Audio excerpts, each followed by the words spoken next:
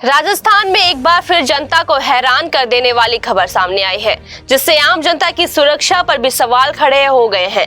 बता दें कि राजस्थान के डिप्टी सीएम प्रेमचंद बैरवा को जान से मारने की धमकी मिली है और यह धमकी किसी और जगह से नहीं बल्कि जयपुर की सेंट्रल जेल से आई थी। यह घटना पूरे प्रदेश में हड़कंप मचाने के लिए काफी है। नमस्कार, आप देख रहे हैं जनता दरबार न्यूज और मैं हूं आपके साथ ज्योति राघव। राजस्थान की जेलों में मोबाइल की तस्करी अब एक गंभीर मुद्दा बन चुकी है। यह मुद्दा तब और भी चौंकाने वाला बन गया जब राजस्थान के डिप्टी सीएम प्रेमचंद बैरवा को जान से मारने की धमकी दी गई और अब राज्य के डीजीपी यूआर साहू ने इस मामले पर तुरंत प्रतिक्रिया दी है। डीजीपी यूआर साहू ने मीडिया से बातचीत में बताया, सिस्टम की कमी के कारण मोबाइल जेलों तक पहुंच रहे हैं। यह स्थिति बेहद चिंताजनक है और निचले स्तर के कर्मचारियों की मिलीभगत से यह अपराध हो रहा है। हम इसे रोकने के लिए जल्द ही राज्य की सभी जेलों में जैमर लगाने जा रहे हैं। जैमर लगने के बाद कैदी मोबाइल सिम लेकर जेल में जाएंगे, लेकिन वे कॉल नहीं कर पाएंगे। क्या है उसका पहचान हो गई और उससे पूछताछ हो रहा है अभी, और उस संबंध में हम जल्दी पूरा सामने आ जाएंगे तथ्य, तो आपको खुलासा कराएंगे। क्या धमकी दी गई थी सर, किस तरह का थ्रेट मिला था? समय समय पर जेल में जो मोबाइल चले जाता है उसमें से आपने भी देखा होगा, पिछली 2-3 बार ऐसा ही करना हुआ है। जेल में बैठ के कोई बंदी ने कुछ इस तरह का धमकी दिया है।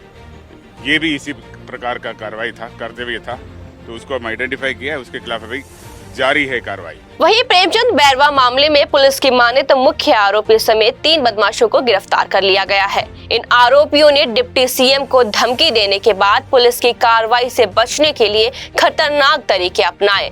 पुलिस ने जयपुर जेल में सर्च ऑपरेशन चलाया और इस दौरान कई महत्वपूर्ण सुराग हाथ लगे। लेकिन जो सवाल अब लोगों के मन में उठ रहा है वह यह है कि जब जेलों में ऐसा हो सकता है तो कहीं ना कहीं सिस्टम में गड़बड़ी है। Jaipur police commissioner Biju George Joseph ने बताया कि मामले में गहन जांच चल रही है और आरोपियों से पूछताछ की जा रही है। इस पूरे मामले ने पुलिस की शाखा पर सवाल खड़े कर दिए हैं, खासकर तब जब इसी तरह की घटनाएं पहले भी सामने आ चुकी हैं। जी हां, ऐसा पहली बार नहीं हुआ है जब किसी नेता को जेल से धमकी मिली हो। इससे पहले राजस्थान सीएम भजनलाल शर्मा को भी धमकी भरे कॉल मिल चुके हैं, जो जयपुर की जेल से ही आए थे। इन कॉल्स के पीछे एक पोक्सो केस में बंद कैदी था और उस समय भी पुलिस ने कार्रवाई करते हुए जेल कर्मियों पर गाज गिराई थी। जेल में मोबाइल का जाना और अपराधियों का बाहर से कॉल करना अब एक आम बात बन चुकी है। लेकिन अगर पुलिस और प्रशासन समय रहते इस पर सख्ती नहीं बरतते तो स्थिति और भी बिगड़ सकती है। जेल के अंदर के लोगों की मिलीभगत ने इसे एक बड़े खतरे में बदल दिया है। अब सवाल यह उठता है कि जेल के अंदर मौजूद मोबाइल की तस्करी पर कितनी जल्दी रोक लगेगी। वहीं डीजीपी साहू का बयान और राज्य सरकार के जैमर लगाने के फैसले ने हालांकि उम्मीदें जरूर लगाई हैं, लेकिन जब तक सिस्टम के अंदर के लोगों के खिलाफ कड़ी कार्रवाई नहीं होगी तब तक यह समस्या खत्म होती नजर नहीं आ रही है। लेकिन सवाल ये भी है कि आखिरकार यह समस्या इतनी गंभीर क्यों हो गई है। आम जनता इस सवाल का जवाब जानने को बेताब है। जेल में मोबाइल फोन और सिम का मिलना एक लगातार जारी प्रक्रिया बन चुकी है, जिससे अपराधी बाहर से अपने खतरनाक मंसूबों को अंजाम देते हैं।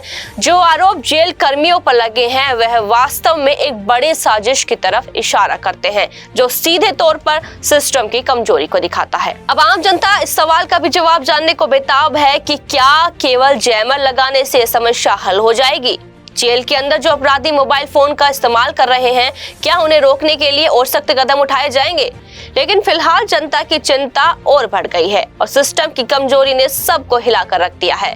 फिलहाल के लिए आप रखें अपना ध्यान, मुझे दीजिए इजाजत। मिलते हैं एक नई खबर के साथ, तब तक के लिए आप बने रहिए हमारे साथ और देखते रहिए जनता दरबार न्यूज। नमस्कार।